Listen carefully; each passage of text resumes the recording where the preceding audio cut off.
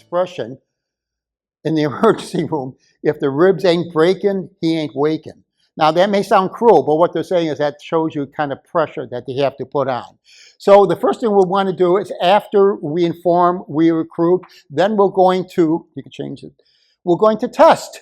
And in fact, we have some person who's going to be helping us. Now every person here who's going to be a responder now in Verona will also be taking the CCC classes. They will be trained in the CCC classes, knowing how the CCC classes want to have the CPR and also the AEDs.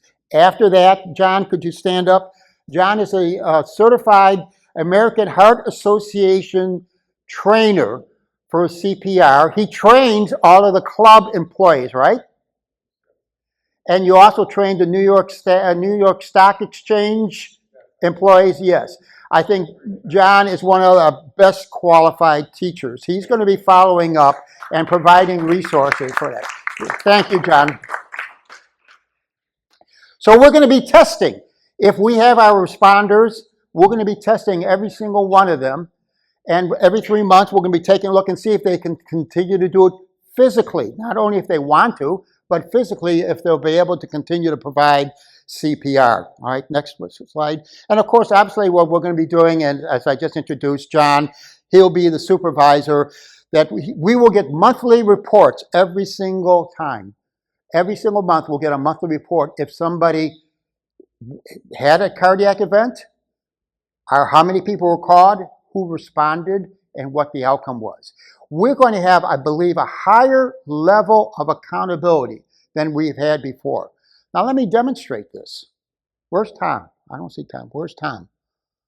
Oh, there he is. Of course, he's right in front. Tom, you're gonna unfortunately suffer. No, don't get up. No, sit down. You're not going on the floor because you might have a real 911 call. No, just sit down. Just sit down.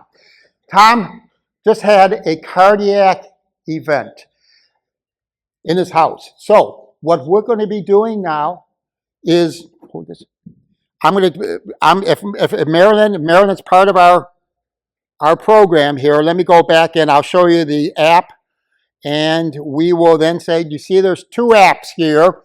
This is an emergency, so I'm going to press emergency, life-threatening, and hopefully we will see everything.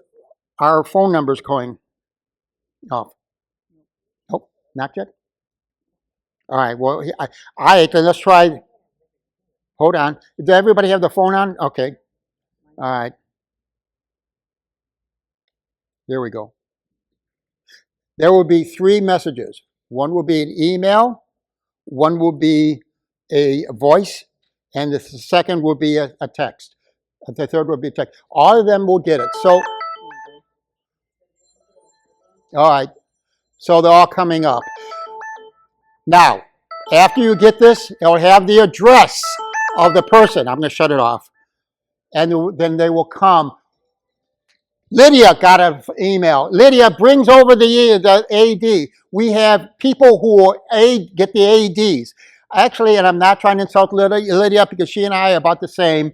I don't know if, Lydia, how effectively you can do this yet, the CPR, but you can always get an AED. We have several people who are going to be what I call assigning them as getting the official AEDs. So they'll be bringing the AED to the person. The second person here may be Donna. Donna is a retired nurse. Donna comes in there and she's going to be the first one to assess what the story is. If the person's breathing, then it's either a stroke or a heart attack. If they're not breathing, you go into sudden cardiac arrest, and you got to take that, you got to elevate that in terms of its.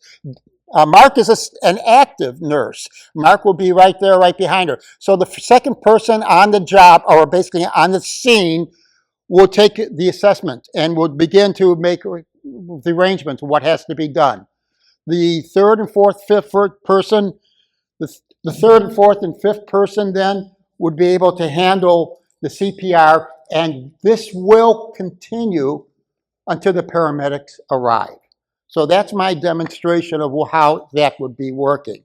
Now let's go on a little bit for change. There's 2 ways of doing it. We can be patched into 911, or you can use the app. Now, one of the nice things, I'm going a little bit faster than I was going to because we're so late here. So as you can see, this is our process we're going to be using. I talked to several people who are experienced in this, and this is basically the format that they think is going to have the most chance of success of helping to save a life. Next. Now, the next thing is I have 4.5 pages. When I looked at the ambulance calls, I have 4.5 pages of falls that the ambulance had to come to. As a captain for 7 years, oh, by the way, I'm talking about a captain. We in Verona are so fortunate in having Marilyn as our captain. I really can't tell you. She is by far the best captain we ever had. And I was a captain for 7 years. She is by far the best captain we have. What a treasure she is. You know, and if I can use the analogy again of cardiovascular, we were almost on life support. As a social program, she came in and she became our AED. She shocked us, she sparked us, and we're back to life again. What a treasure. I know we're not going to share her with any other neighborhoods. She is such a treasure. So I really thank you, Marilyn, from the bottom of my heart. But getting back again to one of the other things that we're going to be talking about, what happens if somebody falls? As a captain, I picked up 7 or 8 people from the floor. You helped. I think, Mike, you helped. Wasn't that one time you helped or you had a cat? Sure. We've done this. We've all done this. Now, the question is how do you notify somebody that you need help? Well, you know, there's a couple of things you. I've read in the posts, well, you can open your garage door and let your car horn go. Well, I don't know how long that takes. How long is it going to take before your neighbor comes by and says, shut the F up? I don't, you know, and then say, oh, wait a minute, you're on the floor. I mean, you know, so, and again, I don't know how effective that might be. That might be better than nothing, but still, if you had something on your phone that you can press saying assistance required, you don't have the immediate emergency, you don't have 5 minutes, you need somebody to help you get off of the floor onto the couch or maybe onto the bed. And that's what we're going to be doing too with our new system, our Ready Alert system. So let me summarize. And again, I want to thank you because I am cutting my program a little bit short. Ready Alert is neighborhood-based, not area-based. This is important. And when we talk about the differences, Pulse Point is geolocated. That's a 3.5-mile location. If I press the button in Verona, 3.5 miles would include the drive-through at Wells Fargo, most of Westview, SoliVita all the way down to Terra Vista, including Bella Viana and Vizcaya. I'm sorry, Venezia. A lot of V's, you know, we have a lot of neighbors with V's. What are the chances of somebody from Bella Viana getting to my house in 5 minutes? No way. What are the chances of somebody from Terra Vista getting my house? In fact, can you imagine somebody at the drive-thru at the Wells Fargo getting this? And again, one of the things is that Pulse Point is public. Ready Alert is private. And so Ready Alert is based on a neighborhood. The only people who will be registered to take phone calls or to take notified in Verona will be people from Verona. Next slide.